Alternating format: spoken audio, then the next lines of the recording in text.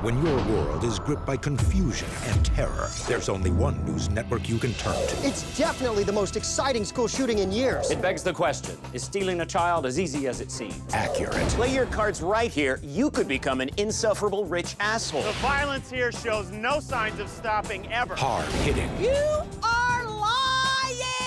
With over a century of broadcasting experience, 407 channels, 9 billion viewers across 811 countries, and cameras watching over 80% of the world's population, the Onion News Network is news without mercy. These are some of the biggest stories we're tracking on our news radar at this hour. The nation's interns are striking for more experience. A new report finds 200 million man-hours are lost each year to untangling headphones. And the Supreme Court has unveiled new matching jackets. I'm Brooke Alvarez. You've just been cleared to enter the FactZone.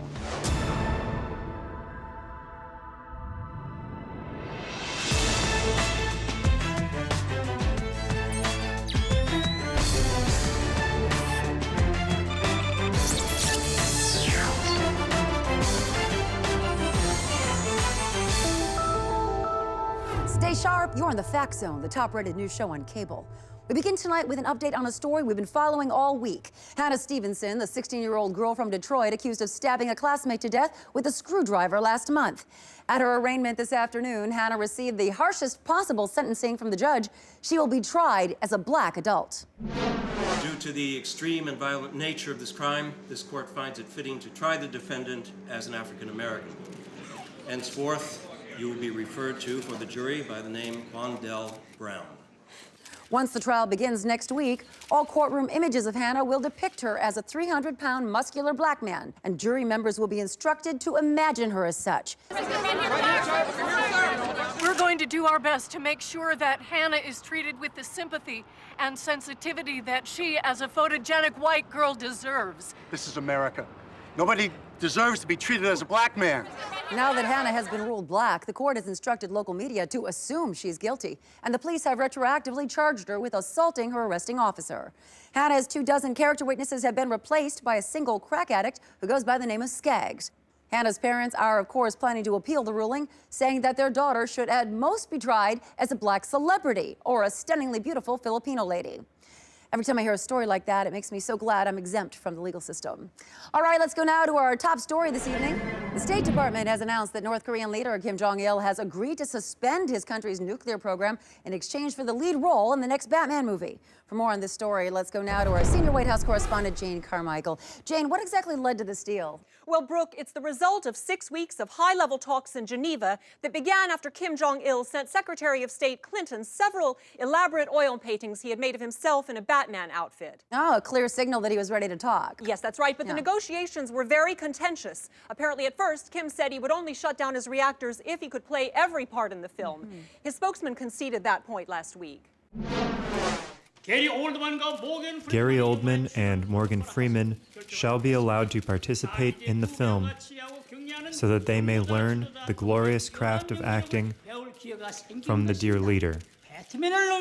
Now enjoy this special dance we have created to celebrate dear leader's ascendancy to Batman.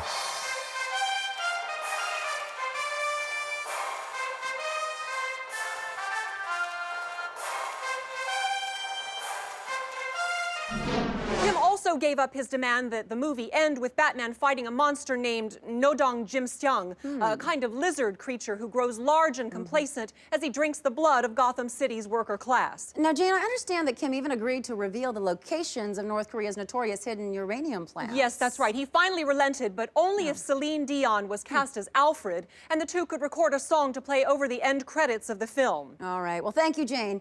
You know I have some suits I'm not using anymore if you want them. Thanks, but I'm fine. Oh, never hurts to add a little bit of color. All right, for some expert analysis on this story, let's go now to the FactZone's first responders. When news happens, they're on the scene with analysis faster than anyone else. Hello again, first responders. Now, this deal with North Korea represents a huge shift in the Bush administration, which refused to even discuss Batman with Kim Jong-il. Is this a wrong move?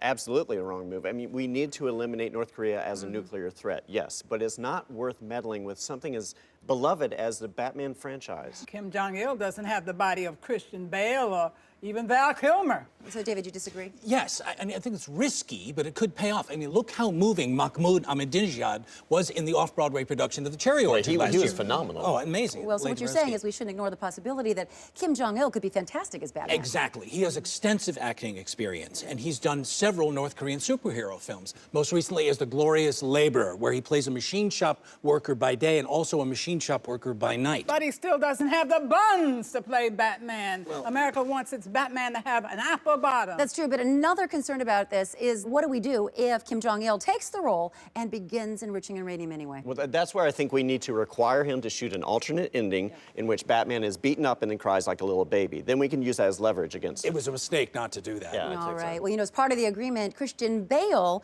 will actually be taking over Kim Jong-il's duties as leader of North Korea while the film is shooting. Christian Bale is very cruel. He is hot, but those people have suffered enough. Absolutely. All right. Thank you, first responders. As usual, you make me look attractive by comparison. The new Batman film is due out next year with Kim Jong-il's suggested title, National Batman Hero for the Betterment of Economic Self-Sufficiency.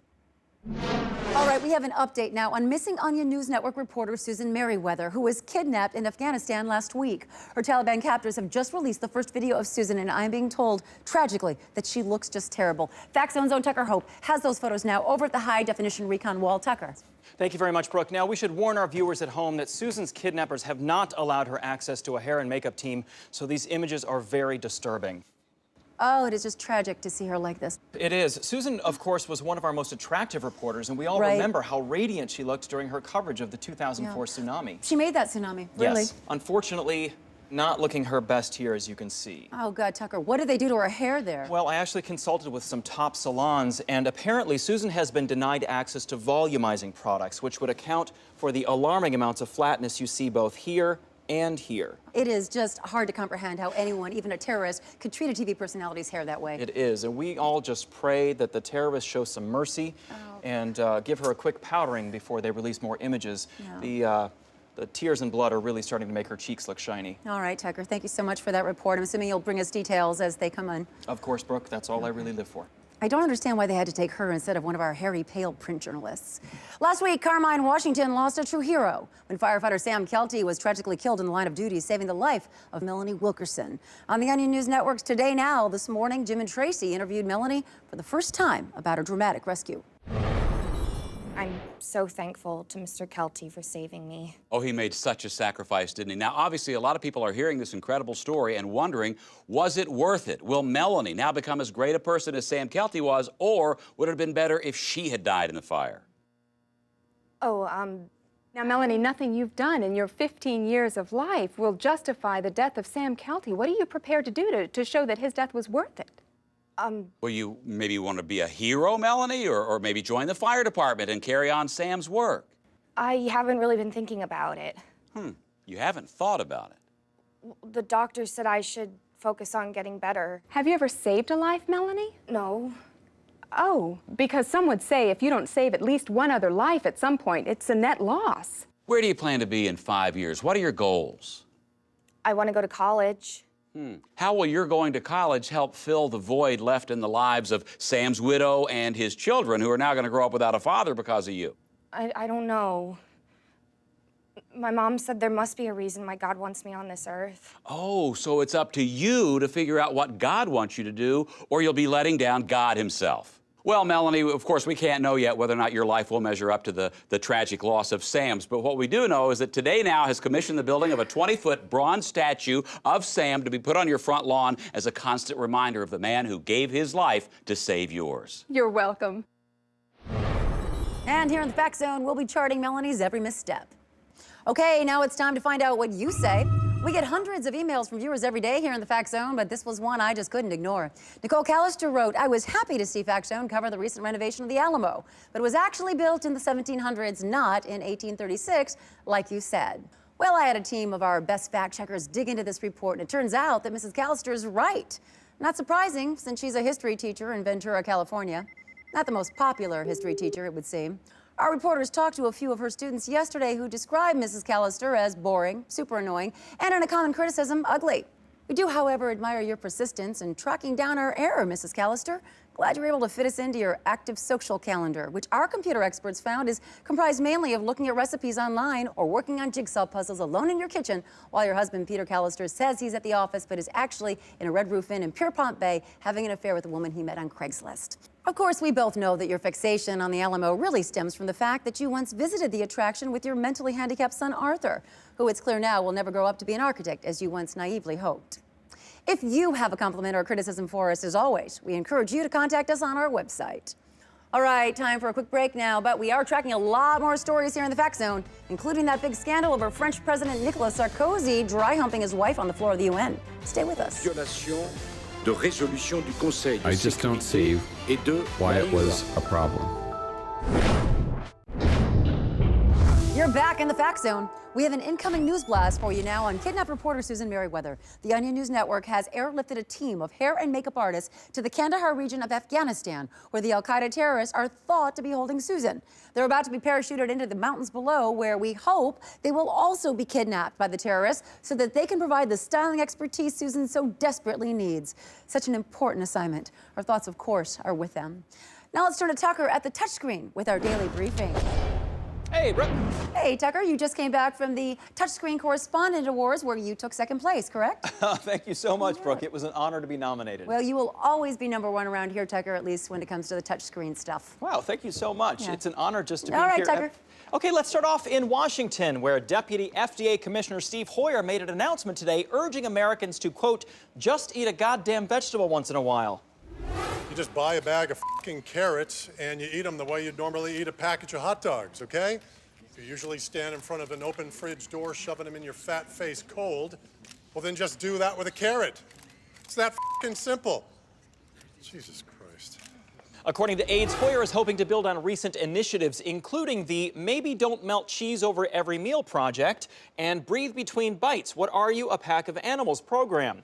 Now over to California, where state officials are now requiring sex offenders to wear lightly tinted eyeglasses and cut-off denim shorts whenever in public. California Senator Dianne Feinstein applauded the new measure, saying, quote, now anyone who encounters one of these individuals can immediately tell he's a pervert and take appropriate action. However, the law has sparked outrage among sex offenders who gathered outside the California Capitol building this morning in protest. Well, there's nothing inherently wrong with wearing a snappy pair of jean shorts, but being told that you have to wear them, that's unconstitutional. Couldn't they have made the tank top a half-mesh shirt? Some states are taking the bill further, requiring sex offenders to grow a wispy mustache, wear white high-top sneakers, and if balding, grow their hair to shoulder length. And some exciting news for Vice President Joe Biden fans. CBS has announced that the long-defunct Joe Biden Band will reunite to play this year's Super Bowl halftime show. The Vice President's band, which he describes as psychedelic rock meets surf, dissolved over creative differences shortly after releasing the 1982 album PB and Joe. But Biden and guitarist Avery Hansen have agreed to rejoin to perform such classics as The Girl in the Coconut Bikini and Having a Moon Party for the Super Bowl crowd. Sounds like a lot of fun for all you Biden heads out there. Brooke. Thanks, Tucker. You bet. I never listen to much popular music myself, just opera and disaster movie soundtracks. All right, now let's turn to some political news. A new poll shows Sarah Palin's presidential prospects are being bolstered by the public's morbid curiosity about a Palin White House. In an Onion News Network survey, 62% of Americans said that even though they don't support Sarah Palin's politics, they would consider voting for her out of a perverse desire to see what would happen if she were the president. Joining us now is Onion News Network political analyst Jason Copeland. So, Jason, are Americans really sickly fascinated enough to propel Sarah Palin into the White House? Well, it's looking possible right now, Brooke. In one sampling, 2,000 lifelong Democrats were asked, what's the worst that could happen if Sarah Palin were elected president? Don't you kind of want to find out? And more than 80% of them responded, God, I'm so sorry, but yes. Oh, yeah, they can't help themselves. Exactly. Yeah. Respondents said they also simply needed to know who Palin would put into the Supreme Court, and top guesses there included Fox News personality Greta Van Susteren, cowboy actor Sam Elliott, and Wasilla, Alaska auto mechanic Gary, no last name. Well, Oprah Winfrey actually got the bug as well. Last week on her show, she endorsed Palin and then changed her mind, saying it wasn't worth the cost, but then changed it back again, saying, you only live once. Yeah, that was some interesting television. She was so exhilarated by that. Of course, the Republican leaders have already begun to generate campaign materials for the speculative Palin 2012 run. And just today, Senator Mitch McConnell of Kentucky made a statement. He said, having Palin in office would be like a 4-year-long whitewater rafting trip. It might kill us, but if it doesn't, we'll end up with a lot of crazy-ass photos. So. Any response from the Palin team and all this? Yes, actually. Just today, the Onion News Network approached her camp and asked her about her plans for office. And they didn't give us a statement, but they did give us a choose-your-own-adventure book that they've created. You can see in there that she could annex Mexico, change the drinking age to 14, create a federal mandate for all Americans to learn to skin animals. It's a pretty fun read. Well, I've never personally been a fan of other powerful women, but I'll be watching. Thank you, Jason. Thanks, Brooke. Reminds me of when Lindsey Graham was elected just because everyone in South Carolina thought it would be hilarious. Now, regular FactZone viewers know that we sometimes like to take a break from the hard-hitting headlines and bring you a snapshot of American life. So let's turn now to Onion local affiliate WONN5 from Pennington, Illinois for tonight's Eye on the Nation.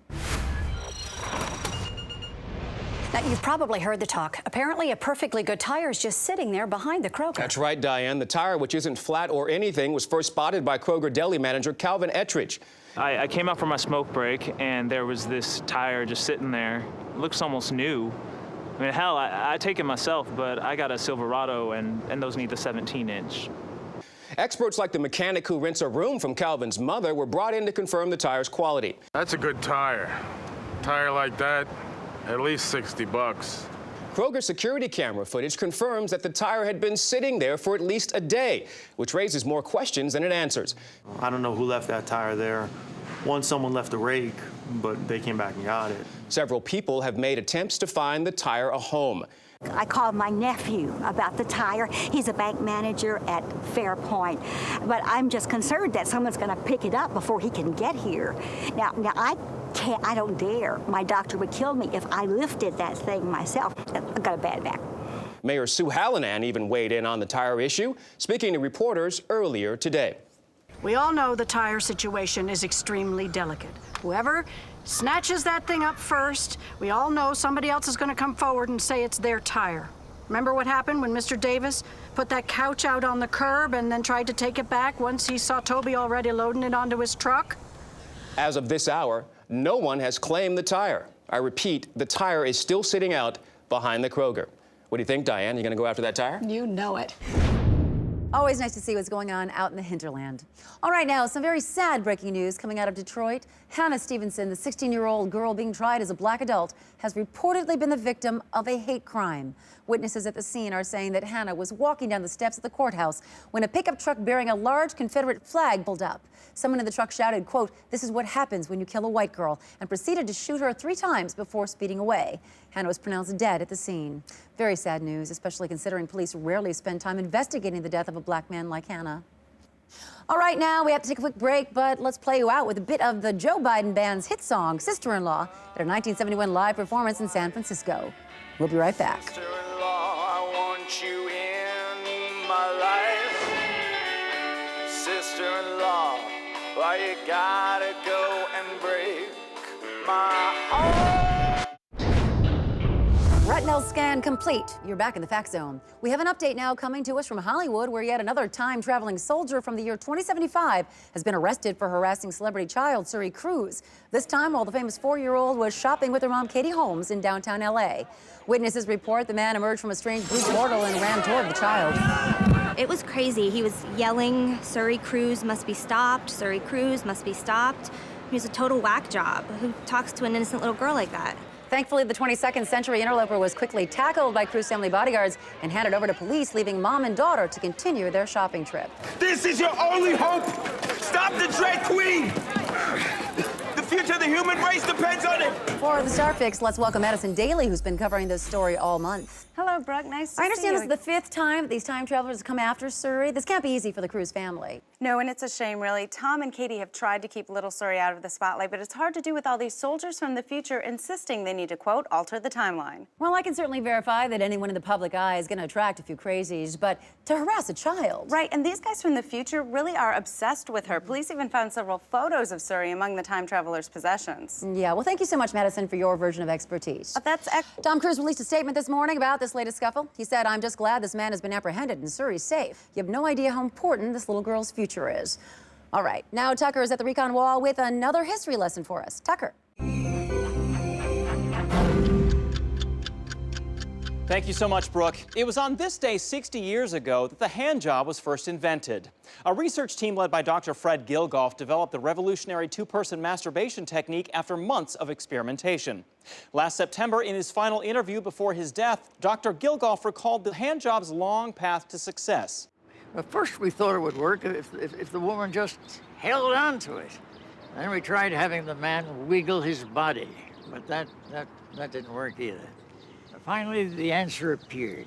Yes, rubbing the shaft up and down like the blue blazes. It was so elegant and simple. Inventors who followed in Gilgoff's footsteps continue to sing the praises of the man who started it all. Well, what can I say about Gilgoff? He's the master. If no one had never invented the hand job, there wouldn't be blow jobs, rim jobs, or any other jobs. Gilgoff may be gone, but his hand job will live on forever. Brooke. Thanks, Tucker. I always love learning about history. Makes me think about how I'll be remembered by future generations as one of the greatest news anchors of all time. We've got to take a short break now, but before we do, let's find out what you say about one of our stories today. A lot of feedback is coming in from fans excited about Vice President Joe Biden's band playing the Super Bowl. Jennifer H. said, if Joe and the boys ever come through Wichita Falls again, tell them to bring back my panties. I love you, Joe. And Thomas F. from Dallas wrote, I'll be at the game, and you better believe I'll be waving my Joe Biden band signature glow-in-the-dark crawdad. Kept it 35 years now. And one last one from Joey B. in Washington, D.C. I heard a rumor that if any ladies toss their bras onto the stage during Groovy Bowl of Grapes, Joe Biden himself will drive them home in the Biden bus. Wow. It's great to see that they still have so many fans. Okay, we'll be back in a few minutes. Hold your 8x10 glossy Brooke Alvarez photo in front of your face. Till then. When you follow FactZone's Brooke Alvarez, you're following the news anchor with more stalkers than any other major network on-screen personality. If you're watching Brooke Alvarez, you're not alone. FactZone on the Onion News Network. Put your hands up and spread your legs. You're re-entering the Fact Zone. I'm Brooke Alvarez. Tucker Hope has an update for us now on kidnapped Onion News Network reporter Susan Merriweather. That's right, Brooke. The terrorists are actually streaming a live video from the terrorist compound right now, and you can see that Susan's stylists have been abducted safely and are with her now. Oh my gosh, the camera just loves her. I know, that's the Susan we remember, definitely. Right? Stunning. Oh, Tucker, I'm so glad this turned out so well. It could have been a very tragic situation. It's a real miracle. And of course, real kudos go out to those stylists who we can see in this freeze frame right here. Mm-hmm. Yeah, well, they are the real heroes. They are. Yeah, thank you so much, Tucker. You bet.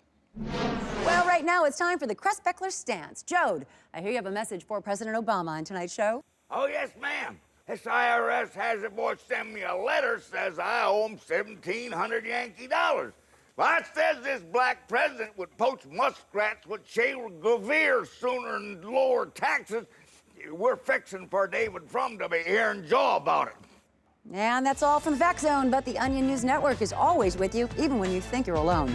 Good night.